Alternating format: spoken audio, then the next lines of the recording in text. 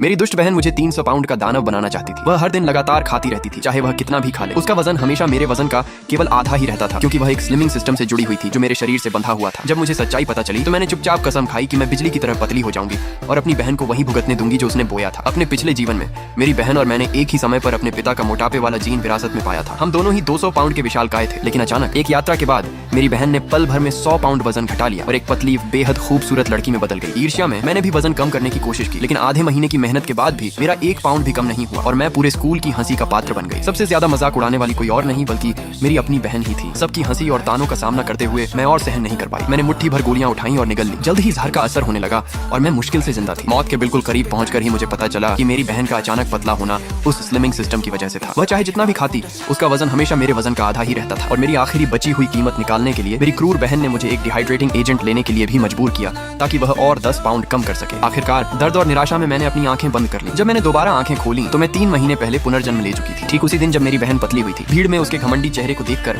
मैं खुद को व्यंग्य से मुस्कुराने से रोक नहीं पाई। अगर तुम्हें इतना पतला होना है तो इस बार मैं सुनिश्चित करूंगी कि तुम पतली होते होते मर जाओ। उस दोपहर पीटी की क्लास थी। हमेशा की तरह शिक्षक लंबाई और वजन माप रहे थे। मेरी बहन सबसे पहले माप करवाने के लिए दौड़ कर गई। सिर्फ 100 पाउंड पर सभी उसकी प्रशंसा कर रहे थे। इस बीच मेरा वजन उससे 2 गुना था। पूरी क्लास हंसी से फूट पड़ी, लेकिन मेरी बहन के नेतृत्व में हो रही हंसी का सामना करते हुए भी मुझे बिल्कुल गुस्सा नहीं आया, क्योंकि उसका अंजाम जल्द ही आने वाला था। अगले कुछ दिनों में मैंने अपनी योजना शुरू की। नाश्ते में 2 टोकरियों भर बन खाने की जगह मैंने सिर्फ 2 अंडे खाना शुरू कर दिए और खुद को हर दिन 10 किलोमीटर दौड़ने के लिए मजबूर किया। उधर मेरी बहन लगातार खाती रहती और चुपके से मेरी दौड़ते हुए शर्मनाक तस्वीरें इंटरनेट पर पोस्ट करती रहती। कुछ ही दिनों में मेरा वजन 10 पाउंड कम हो गया और यह तो मेरे बदले का सिर्फ पहला कदम था। एक दिन क्लास टीचर ने अचानक घोषणा की, वोटिंग के आधार पर मेरी बहन 3 महीने बाद होने वाले ग्रेजुएशन समारोह की होस्ट बनेगी। वह बहुत खुश हो गई क्योंकि उसे यकीन था कि उसका स्लिमिंग सिस्टम उसे सबके सामने चमकाएगा। लेकिन इससे पहले कि वह इसका आनंद ले पाती, शिक्षक ने आगे कहा कि एक उत्कृष्ट छात्रा के रूप में मैं भी समारोह में भाषण दूंगी। मेरी बहन गुस्से से भर गई, लेकिन उसकी सबसे अच्छी दोस्त ने उसे सांत्वना दी और कहा कि अगर मैं उसके साथ मंच पर रहूंगी तो तुलना में वह और भी ज्यादा पतली और खूबसूरत दिखेगी। स्कूल के बाद मेरी बहन घंटों तक आईने के सामने खड़ी रहती और भी ज्यादा पतला होने का निश्चय करती। उसने मुझे घर से भी निकाल दिया, ये सोचकर कि अगर मैं खराब खाना खाऊं और ठीक से सोऊं नहीं तो उसका वजन और भी कम हो जाएगा। मुझे इससे बेहतर मौका नहीं मिल सकता था, क्योंकि सिस्टम के नियमों के अनुसार 3 महीने बाद वजन का हिसाब होने वाला दिन था और मैं अपनी बहन को एक बड़ा सरप्राइज देने वाली थी। शक से बचने के लिए मैं इंटर्नशिप डॉर्म में रहने चली गई। मेरी बहन के दखल के बिना मैंने जल्दी ही कठोर ट्रेनिंग शुरू कर दी। 3 महीने पलक झपकते ही बीत गए। आखिरकार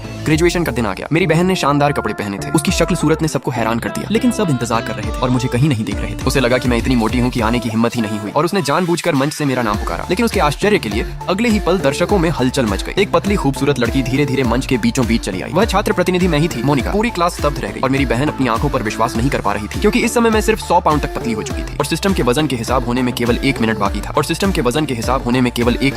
ये साफ था कि मेरी बहन अब बिजली की तरह सिकुड़ने वाली थी।